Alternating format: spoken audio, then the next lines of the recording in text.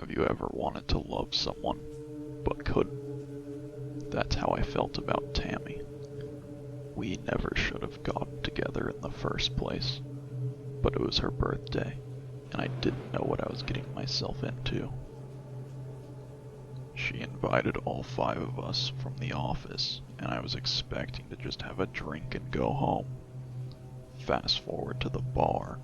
Half an hour passed when we were all supposed to meet, and every time her phone buzzed, I knew it was another person canceling at the last minute. But she was glowing with warmth that wasn't dampened by her disappointment, and I had nowhere else to be. And hours can melt together so fast when you found someone to be lonely with. Tammy blamed herself for how the party turned out in a vicious, self-deprecating way that left me scampering to reassure her, and the harder she was on herself, the kinder I had to be, until somehow, without meaning to, I called her beautiful, because I couldn't bear her thinking otherwise for another minute. The way her face lit up in response was proof that I wasn't lying, and the way she smiled back made me feel like it was the first time she'd ever really believed those words. Tammy stayed close to me as we were leaving together, close enough to feel her breath on my neck. Then her arms were wrapped around my arm, and her breath wasn't just something to be imagined anymore. Just to keep her balance, she said, but no amount of steadying herself was enough for her to let go.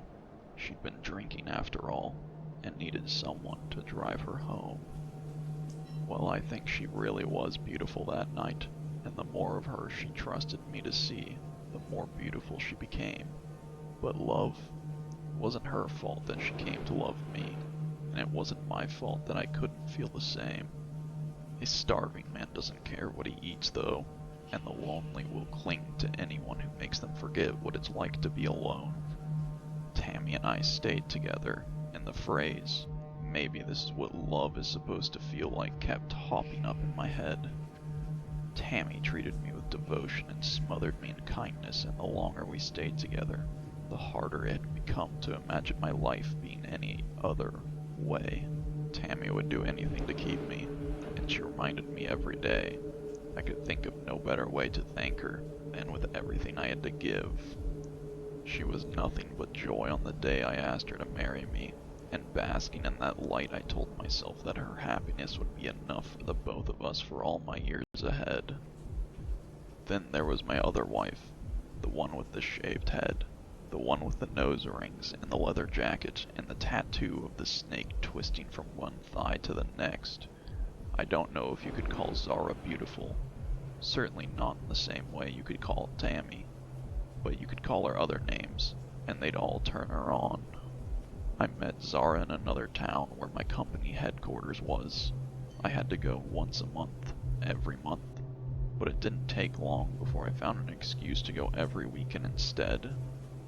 Tammy was pregnant, and I wasn't proud of what I was doing, but neither was I ashamed, because any guilt I should have felt was a drop in the ocean. That was love. Tammy was everything I'd never known I'd wanted. She was wild, unrestrained, and insatiable. She was a witch who put me under her spell, a demon who had claimed my soul. These are the types of excuses I'd tell myself whenever the guilt began to crawl up my spine. When I'd hold Tammy at night, I'd tell myself stories of all the mad things men had ever done for love. I'd put myself in their noble company, and when I fell asleep, I'd dream of being back with the girl whose touch was fire. A weekend was never enough to spend with Zara, and every time was harder to leave than the last. I couldn't leave Tammy with the child, though, and the anxious worry that this had to end began eating away at me, night and day. I kept them both secret from each other, swinging back and forth, barely trusting myself to call one by name without my tongue betraying me with the others. The more the pressure grew, the more insecure and defensive I became. Until one day, by surprise, Zara told me she was jealous of my time. She didn't want me to leave again. She wanted to be my wife, and fool that I was, I told her that I wanted the same. It wasn't a very official wedding. Zara wasn't into that sort of thing. Our hands were clasped in the forest, and our feet were in the stream when I placed a ring upon her. My life as I knew had ended forever, and I couldn't imagine anything but happiness to come. I told myself then that I would make one last trip to end things with Tammy. She'd be better off alone, I wanted to believe, than with someone who didn't need her anymore. I would do my part and help pay for the child, and I wouldn't need much money because nothing I could buy would fill my heart the way holding Zara did. Tammy would cry, but I wouldn't break, and in 5 years' time, in 10 years' time, when I'm old and gray with shaking hands, I'll hold Zara all the tighter, knowing that I was almost too weak to follow my heart. And maybe that's how it would have gone if Zara hadn't followed me back. She thought she would surprise me by making the trip to help me move. She thought she was being clever by calling my work and pretending to be a client setting up a meeting at my home. How could she have known that Tammy was home while I'd gone to the store to pick up some things for our newborn child? The police were home before I was, the weeping young mother and the screaming punk. It wasn't hard for them to figure out what had happened. The knife-slashed curtains and the shattered plates. There must have been quite a fight to be loud enough for the neighbors to call the cops.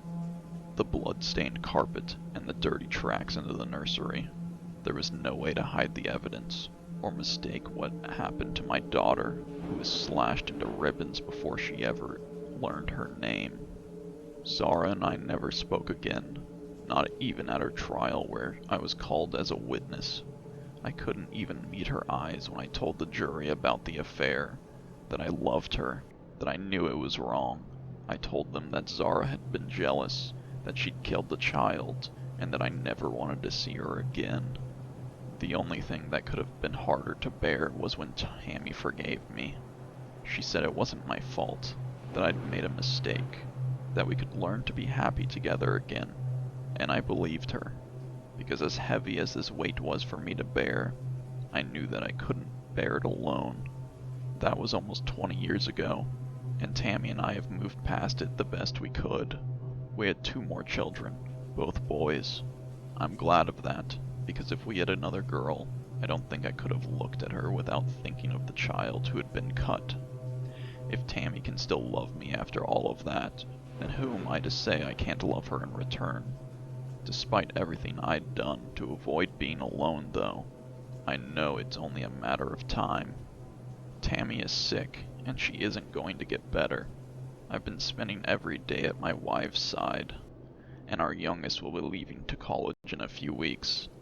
Then it's just going to be me, and my regrets, thinking about the words Tammy said to me that night. I told you I'd do anything to keep you, and I did, she told me.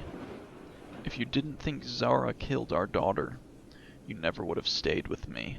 I had to do it, don't you see? We've made each other so happy through the years.